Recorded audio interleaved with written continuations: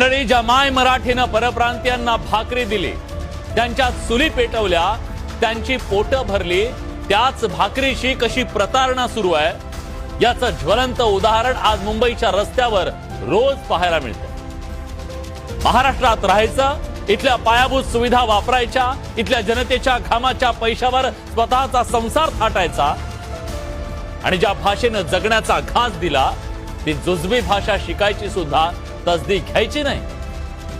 हे साधी अनास्था नाहीये, सरळ सरळ मुजोरी आहे।